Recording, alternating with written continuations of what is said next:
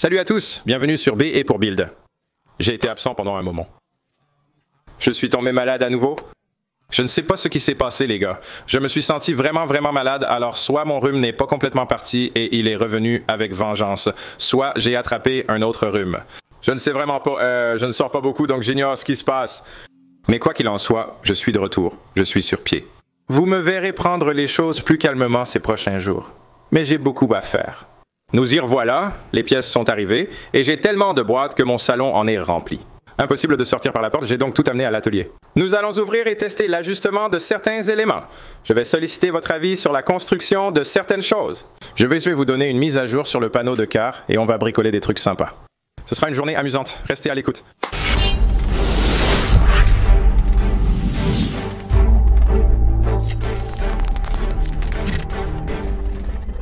La folie du panneau arrière de car a suscité de nombreux commentaires négatifs, les gens exprimant leur déception et leur mécontentement face à ce qu'ils considéraient comme un très mauvais résultat. Ce n'est pas vraiment si mauvais, les gars. J'ai décidé de suivre certains de vos conseils et d'acheter de la tôle Original Equipment Manufacturer, surtout pour cette zone-ci. Cela a causé un petit retard. Je prévoyais de tout reprendre à zéro et de le modeler entièrement en tôle moi-même. Mais je me suis dit, essayons cela. Yeah, voyons comment ça se passe. J'ai donc commandé pour quelques centaines de dollars de pièces d'origine ici pour m'assurer que le pare-choc va bien s'adapter au bon endroit et tout le reste. Alors, nous attendons leur arrivée d'ici la fin de la semaine ou début de la semaine prochaine. Mon objectif est de terminer ce panneau de car et notre revêtement pour celui-ci avant la semaine prochaine, qui est également en route. Cette pièce est assez spéciale. J'ai hâte de vous la montrer. Nous devrons bientôt nettoyer tout le métal endommagé et le sortir d'ici. Mais avant de faire d'autres coupes massives, je veux avoir mes nouvelles pièces ici, comme modèle, pour savoir où couper. Donc, c'est une mise à jour du panneau de car. Maintenant, commençons à déballer des choses. Je ne vais pas le faire dans un ordre particulier ou quoi que ce soit. Je vais juste sortir, prendre la première boîte. Il m'a fallu 3 chargements de camion pour tout amener ici. Je vais prendre une boîte.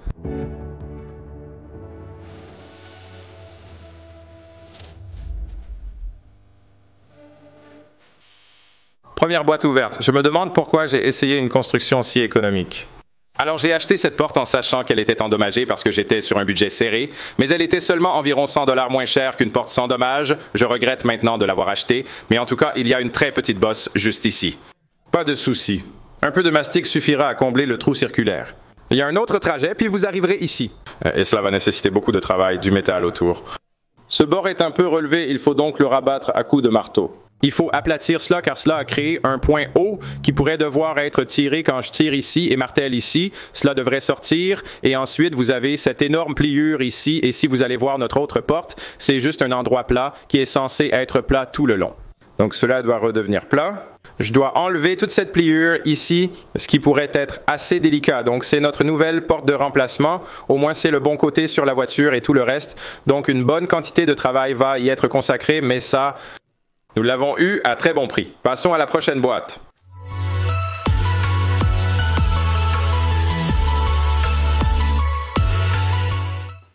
Cette pièce est un élément de fibre de carbone sophistiqué de Chine. Quand je regardais la voiture il y a quelques jours, j'ai regardé ça et j'ai pensé...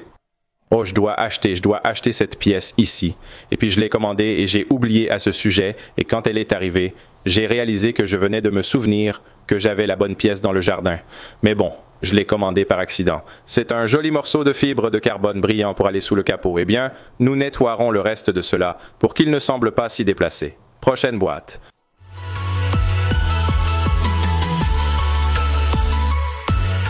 Nouvel essieu. Nous avions un soufflet de cardan déchiré et plutôt que de le réparer, nous avons commandé un nouveau d'occasion sur une voiture à faible kilométrage prête à l'emploi. Prochaine boîte.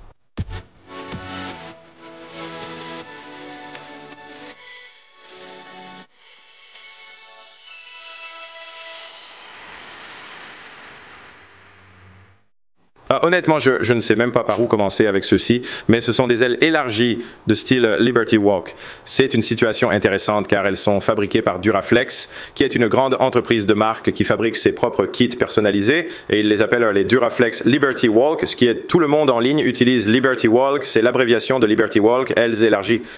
Donc, c'est une marque de renom qui fait une réplique d'une autre marque de renom. Et il y a eu tellement de drames dans le passé à propos des kits de réplique. Et d'une manière ou d'une autre, j'ai réussi à tout éviter, ce qui est fantastique. Merci les gars. Mais vous savez, je donnerai mon avis à ce sujet. Ce kit de réplique est peut-être 10 fois moins cher, peut-être même plus de 10 fois moins cher qu'un kit authentique. Sur ma dernière voiture, j'ai acheté un kit authentique, mais entre le mauvais service client, l'attente extrêmement longue pour la création et l'expédition, puis la qualité de l'ajustement, j'ai fini par être tellement arnaqué que je n'ai même pas utilisé la moitié de mon kit à 4100 $ contre ce kit complet à 1100 $. Ce n'est pas bon marché. C'est le prix habituel pour un kit de carrosserie élargi et c'est un kit de réplique d'une entreprise de renom. La qualité est assez correcte, mais une pièce est arrivée un peu cassée. Je la réparerai demain. C'était probablement juste un problème de livraison, rien de grave. C'est comme une petite fissure, j'ai eu un verre de refibre, la qualité est bonne, je ne vois pas de ondulation dedans ou quoi que ce soit du genre. J'ai hâte de vérifier l'ajustement sur la voiture. Je pense que ça va être intéressant. Mais ouais, donc beaucoup de gens vont probablement être contrariés. Oh, ils achètent des répliques, blablabla, disent que c'est des conneries. La façon la plus courte de le dire est que si vous voulez être compétitif et que vous ne voulez pas que les gens achètent des répliques de votre marque, vous devez être à un prix raisonnable. Si les gens peuvent fabriquer, vendre et tirer profit de votre produit pour un prix 10 fois inférieur, cela risque d'arriver et des gens comme moi le feront sûrement. L'autre chose que je dirais, et une autre grande raison derrière cela, pour moi de faire cela, c'est que ces choses ne sont pas permanentes.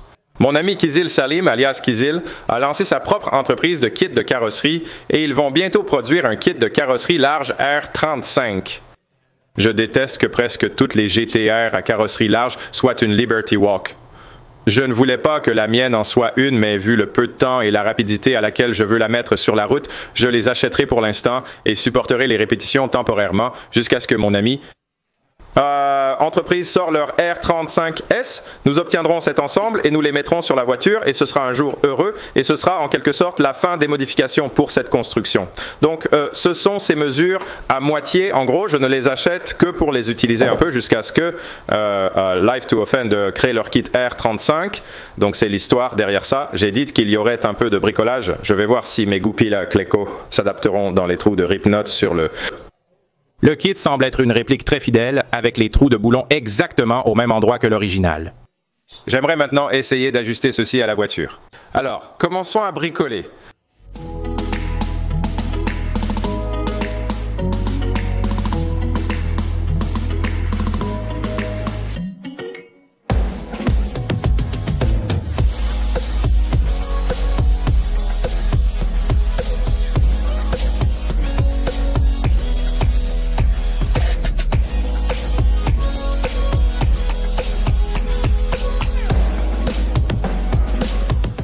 Duraflex s'est forgé une solide réputation dans l'industrie. Je veux dire, il y a assez de déchets parlés à ce sujet pour remplir une décharge. Le dernier produit Duraflex acheté pour notre Mustang Biturbo était un véritable cauchemar. La qualité était terrible et c'était si fragile. On pourrait simplement le casser en deux avec une main, mais je vais dire que c'est définitivement de bonne qualité pour ce que j'ai payé. C'est 1000 $. Kit de carrosserie large en 8 pièces. Donc il y a un peu de moulage, vous savez, des extras. Vous savez, vous avez besoin d'un peu de ponçage ici, un peu de ponçage là. Vous savez, poncer les points hauts est très facile. Le plus difficile est d'ajuster correctement. Comme vous pouvez le voir, je viens d'installer cela en 10 minutes avec la grippe. J'ai utilisé les trous déjà présents dans la voiture. Mais oui, je veux dire que cette chose s'est juste enclenchée là où l'ancien kit authentique Liberty Walk avait l'habitude d'aller, donc... Je suis très agréablement surpris par les résultats et la qualité de ce kit. La prochaine boîte est un énorme pare-choc du Japon et de nouveaux sièges arrière. Nous allons convertir cela en un intérieur noir. Je déteste ces poignées de porte et cet intérieur gris. J'ai donc acheté de nouveaux sièges arrière à 400 $. Et ce sont juste des sièges arrière en cuir original, Equipment Manufacturer, Nissan GTR, donc c'est assez simple. Ce pare-choc est une importation. C'est du Japanese Domestic Market, il vient du Japon. Les pare-chocs arrière GTR sont tellement chers qu'il était en fait beaucoup moins cher d'en acheter un au Japon, de le faire expédier aux États-Unis, puis de le faire expédier ici. Le seul problème est que lorsqu'il était en fret, ils ont bouclé ses côtés ici comme ça et vous pouvez voir dans ce coin où il se plisse. Cela a causé pas mal de craquelures d'araignées dans la peinture. Vous ne pourrez pas le voir à la caméra, mais à partir d'ici, il y a des craquelures d'araignées qui montent des deux côtés et il est évidemment en assez mauvais état. Il nécessite quelques travaux de polissage avec des rayures et des zones à polir. Il y a une entaille ici, mais un peu de mastic de carrosserie et ça sera parfait. Les craquelures d'araignées sont vraiment très ennuyeuses, baiseuses pour moi parce qu'il faut les poncer complètement et c'est juste une telle douleur. Et pour une pièce aussi chère, c'est un peu décevant. Mais je vais chauffer et refroidir cette chose plusieurs fois et j'espère qu'elle va retrouver un peu mieux sa forme originale parce qu'en ce moment, elle est assez déformée à cause de la façon dont elle a été expédiée à travers le monde. Je ne suis pas ravi de cette pièce, mais le prix était correct. Prochaine boîte.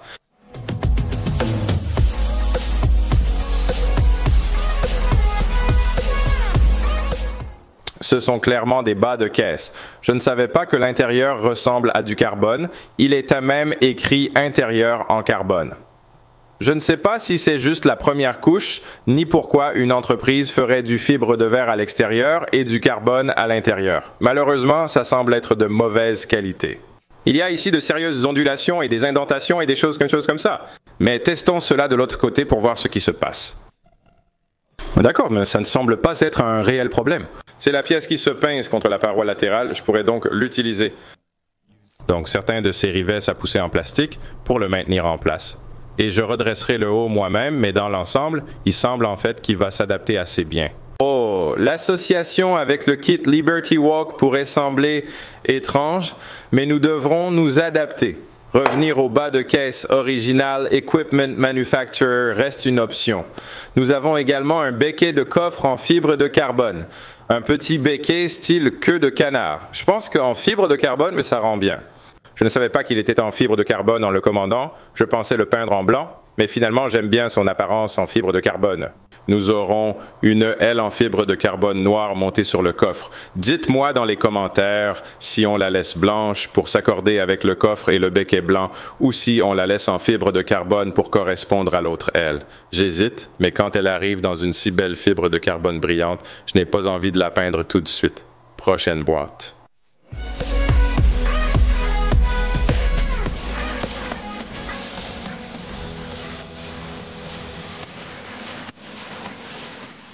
Passons aux choses amusantes. C'est un siège Sparco R333. J'en ai deux. Je voulais en déballer un. C'est une soupape de bluff. J'en parlerai bientôt. Donc, c'est le siège qui va aller dans la GTR. Maintenant, j'ai vu vos commentaires quand les gens disaient juste, si vous n'aimez pas la couleur, faites rénover ces choses. Je vous dis, les gars, de faire rénover ces choses en cuir noir. Coûterait bien plus cher que cet ensemble de sièges Sparco.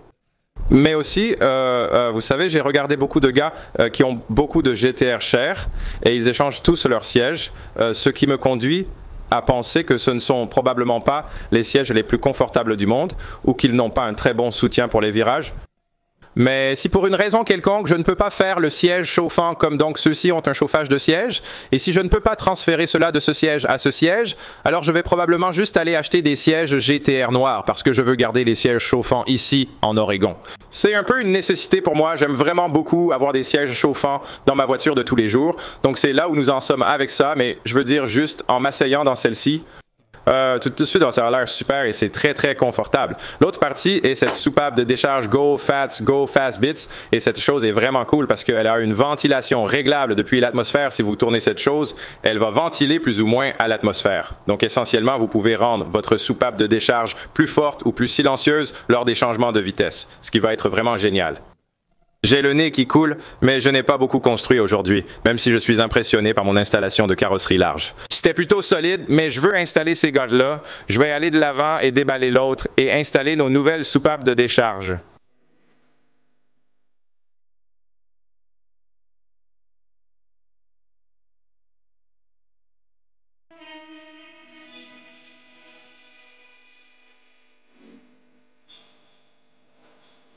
Les soupapes de décharge ont été installées.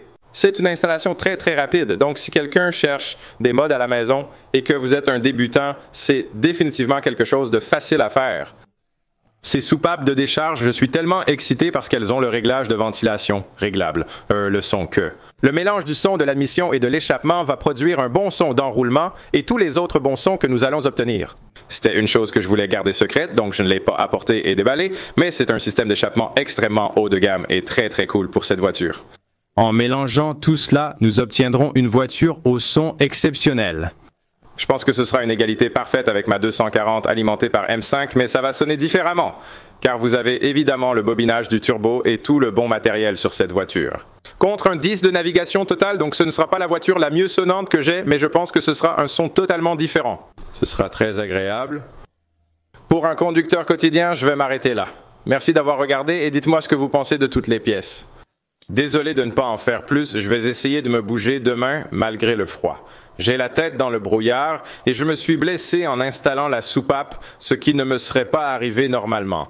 C'est à 100% la faute du froid. Soyez patient pendant que j'avance doucement sur ce chantier le temps de me remettre. Mais je veux évidemment être ici. Alors merci beaucoup à vous tous d'avoir regardé et de m'aider à faire ce que j'aime faire. En dehors de ça, n'oubliez pas de vous abonner à moi et à PewDiePie. C'est tout, à la prochaine. Peace.